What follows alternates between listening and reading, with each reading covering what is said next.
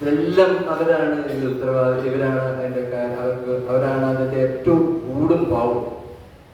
അതോടൊപ്പം തന്നെ നമ്മുടെ ജനങ്ങൾ ഇത്രയേറെ കൈകോർത്ത് നിന്ന നമ്മുടെ ജനങ്ങൾ എനിക്ക് തോന്നുന്നു മറ്റൊരു പഞ്ചായത്തിലുണ്ടോ എന്നെനിക്കൊരു സംശയം. 100% മാറ്റുന്നതിന് വേണ്ടിയുള്ള പ്രയത്നത്തിൽ നമ്മുടെ ജനങ്ങൾ ഒരുമിച്ച് നിന്നു എന്നുള്ളതിന് മകുട ഉദാഹരണമാണ് നമ്മുടെ ജില്ലയിൽ 1ാം സ്ഥാനത്തെത്താൻ നമുക്ക് കഴിഞ്ഞു എന്നുള്ളത്. തീർച്ചയായും അഭിമാനമാണ്.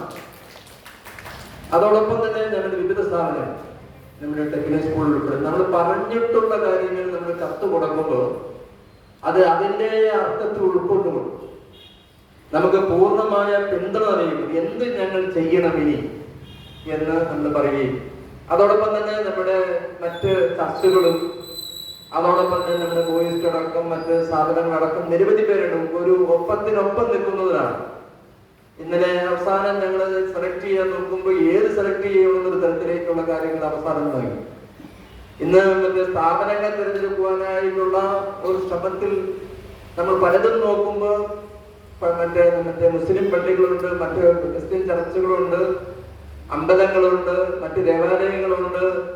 ഇതെല്ലാം നമ്മൾ ഓരോന്നോരായി കണക്ക് നോക്കുമ്പോൾ നമുക്ക് മികച്ച് നമ്മൾ ഇതിന് 1-2 വർഷത്തിന് ശേഷം ഇങ്ങോട്ട് തിരിഞ്ഞു നോക്കിയാൽ, 2-3 വർഷം തിരിഞ്ഞു നോക്കിയാൽ അവരെല്ലാം മികച്ച പ്രവർത്തനം കാഴ്ചവെക്കാനായിട്ട് കഴിഞ്ഞിട്ടുണ്ട്.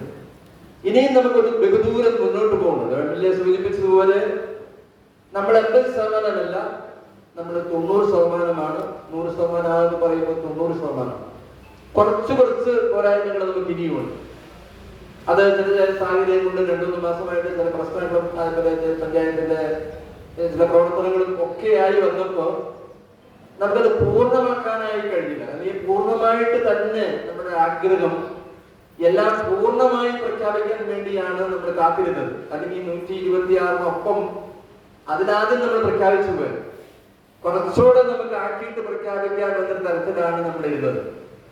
പക്ഷെ അത് ഇനി നമുക്ക് അതുകൂടി പൂർത്തീകരിച്ച് നമ്മളെല്ലാ പഞ്ചായത്തും പ്രഖ്യാപിക്കുന്നതോടൊപ്പം ഒന്നാമതായി സംസ്ഥാനത്ത് ഒന്നാമതായി വരാനുള്ള ശ്രമത്തിലാണ് ഇപ്പൊ നമുക്കുള്ളത്. ഞാൻ കഴിഞ്ഞ ദിവസം എന്റെ ജോലി ഡോക്ടറിനെ വിളിച്ചപ്പോൾ ഞാൻ പറഞ്ഞു, എങ്ങനെയുണ്ട് പ്രസിഡന്റ് ചോദിച്ചപ്പോൾ ഞാൻ പറഞ്ഞു, ഞാൻ സംസ്ഥാനത്തെ ഒന്നാമതാണ് ആഗ്രഹിക്കുന്നത്. സംസ്ഥാനത്തെ ഒന്നാമതെന്ന് വെച്ച് നമ്മുടെ ജനങ്ങൾ നമ്മൾക്കൊപ്പമാണ്. ജനങ്ങളില്ലെങ്കിൽ ഈ കാര്യങ്ങളൊന്നും നടക്കില്ല. അതാണ് ഇതിന്റെ ഏറ്റവും വലിയ മഹത്തായ കാര്യം. ആദ്യം എതിർത്തവരുണ്ട്, എന്തിന് നടക്കണ കാര്യമാണെന്ന് ചോദിച്ചത്. പക്ഷെ അവരെല്ലാം നമുക്ക് ഇങ്ങോട്ട് പിന്തുണയുമായി. ഞാൻ കഴിഞ്ഞ ദിവസം കടക്കാരൻ ഞാൻ AIS-മായി സംസാരിച്ചത് പറയുകയാണ്, കടക്കാരന് പിഴയിട്ട് വന്നപ്പോൾ കടക്കാരൻ ഇങ്ങോട്ട് ചോദിക്കുകയാണ്, ഇത് നേരത്തെ വേണ്ടതാണ്. പിഴ അടക്കാൻ തയ്യാറായെന്ന് മാത്രമല്ല, ഇത് നേരത്തെ വേണ്ടതാണ്. കാരണം ഭാവി തലമുറ നമുക്ക് വേണ്ടേ, ഒരു വരും തലമുറ നമുക്ക് വേണ്ടേ, ഈ ഭൂമി നമുക്ക് വേണ്ടേ, ഈ വായു നമുക്ക് വേണ്ടേ, ഈ കാണുന്ന വൃക്ഷലതാദികൾ നമുക്ക് വേണ്ടേ. അതുകൊണ്ട് കുറച്ചുകൂടെ നേരത്തെ ആരംഭിക്കും. അപ്പൊ ഞാൻ വിചാരിച്ചു നമ്മളെ കുറ്റം പറയാൻ വേണ്ടിയായിരിക്കും.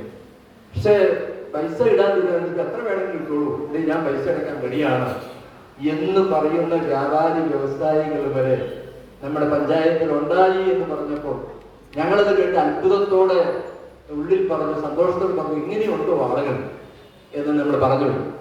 അതുപോലെ തന്നെ നമ്മുടെ വിവിധ സ്ഥാപനങ്ങൾ ഒന്നും പ്രത്യേകിച്ച് സമയത്തെ പള്ളിയിൽ പോകുന്നവരൊക്കെ ഉണ്ട്. 2 നോയമ്പ് സ്ഥാപനത്തിന്റെ അവസാന ദിവസങ്ങളാണ്. അപ്പൊ അതുകൊണ്ട് ഞാൻ ക്രിസ്ത്യൻ പള്ളികളിൽ പോകുന്നവരുണ്ട്, നമ്മുടെ മുസ്ലിം സഹോദരന്മാരുടെ നോയമ്പിന്റെ അവസാന ദിവസങ്ങളാണ്. അതാണ് ഞാൻ കൂടി ധരിപ്പിക്കുന്നത്. അതുകൊണ്ട് എനിക്ക് സൂചിപ്പിക്കണം, നമ്മുടെ പഞ്ചായത്തിന്റെ മറ്റ് പ്രവർത്തനങ്ങളും അതോടൊപ്പം തന്നെയാണ്.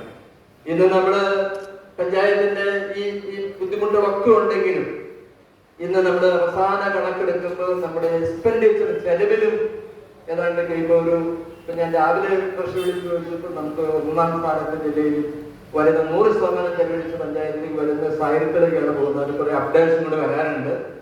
അപ്പൊ അതുകൊണ്ട് നമ്മള് ചെലവിന്റെ സ്ഥാനത്ത് നമുക്ക് സംസ്ഥാനത്ത് തന്നെ ഇന്ന് 21ാം സ്ഥാനത്താണ്.